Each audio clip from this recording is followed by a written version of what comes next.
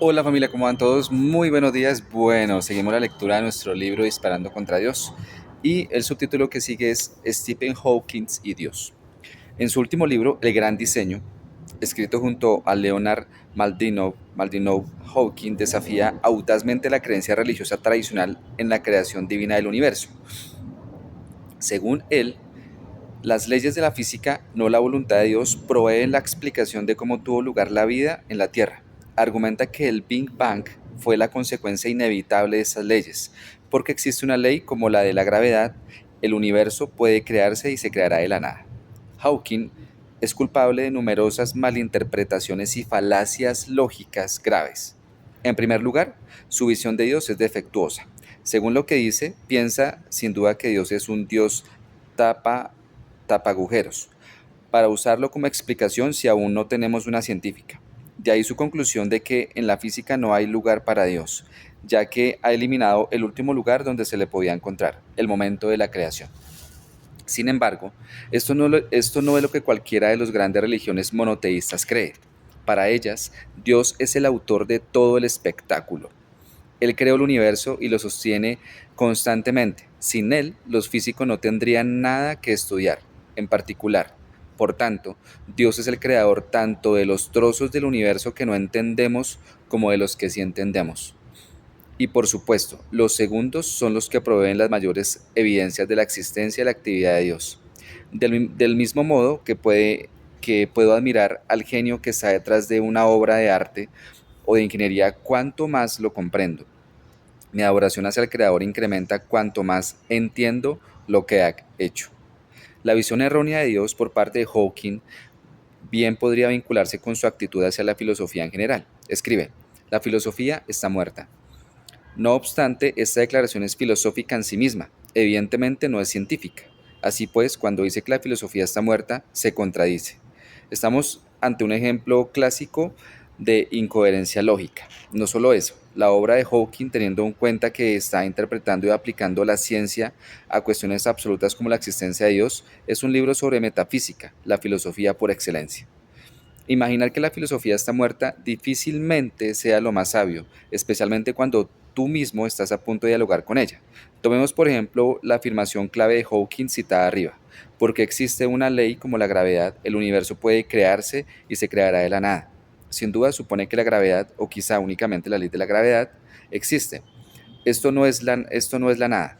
Por tanto, el universo no se crea de la nada. Peor aún, la declaración, el universo puede crearse y y se creará de la nada. Se contradice. Si digo X crea Y, se presupone la existencia de X en primer lugar a fin de que haga que Y exista. Si digo X crea X, presupongo la existencia de X para explicar la existencia de X. Presuponer la existencia del universo para explicar su existencia es lógicamente incoherente.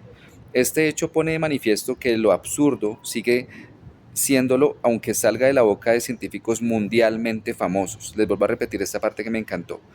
Este hecho pone de manifiesto que lo absurdo sigue siéndolo aunque salga de la boca de científicos mundialmente famosos. También muestra que un poco de filosofía podría haber ayudado. Como Hawking tiene un concepto equivocado tanto de Dios como de la filosofía, cae en otra serie de errores al pedirnos que escojamos entre Dios y las leyes de la física. Aquí confunde dos cosas muy diferentes, la ley física y un agente personal. Nos pide hacer una elección entre alternativas falsas. Este es un ejemplo clásico de error categórico. Su llamamiento a que escojamos entre la física y Dios es tan manifestamente absurdo como exigir que elijamos las leyes de la física o al ingeniero aeronáutico Sir Frank Wald como el fin de explicar el motor a reacción. Ese error no lo contestó al anterior ocupante de la cátedra de Hawking en Cambridge, señor Isaac Newton, cuando descubrió su ley de la gravedad. Él no dijo, ahora que tengo la ley de la gravedad, no necesito a Dios. Lo que hizo fue escribir Principia Mathematica, el libro más famoso de la historia de la ciencia que expresa la esperanza de persuadir al hombre pensante a creer en Dios. La cuestión es que las leyes de la física pueden explicar cómo funciona el motor a reacción, pero no cómo llegó a existir. Resulta evidente que las leyes de la física por sí solas no podrían haberlo creado. Esta tarea necesitaba de la inteligencia y el trabajo de ingeniería creativa de White.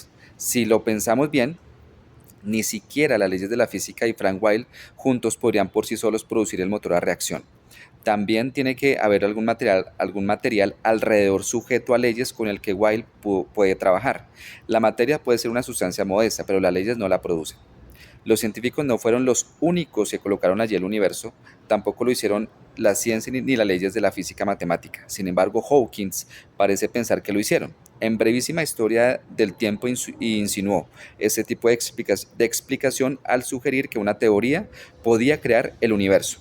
El enfoque habitual de la ciencia de construir un modelo matemático no puede responder las preguntas de por qué debería existir un universo para el modelo a describir. ¿Por qué el universo se molesta en existir? ¿Es la teoría unificada tan convincente que da lugar a su propia existencia? ¿O necesita ayuda o necesita un creador? Y de ser así, ¿ejerce este algún otro efecto sobre el universo? Sin embargo, la idea de que esa teoría o unas leyes físicas dan a lugar a la existencia del universo no tiene sentido. ¿O me estoy perdiendo algo? Los científicos esperan desarrollar teorías que utilizan leyes matemáticas que describen fenómenos naturales y lo han hecho con un éxito espectacular. Sin embargo, las leyes que encontramos ni siquiera pueden provocar algo por sí mismas, no digamos ya crearlo. Listo, familia, seguimos aquí leyendo, vamos paso a paso y bueno, vamos entendiendo y por qué resalté una parte del libro. Y es que hoy en día, no solamente en este tema de los físicos, matemáticos bueno, personas muy versadas en esto, sino aún personas muy famosas. Eso lo diré en otro video para no perder el hilo de esto. Entonces, les quiero mucho, un abrazo y Dios les bendiga.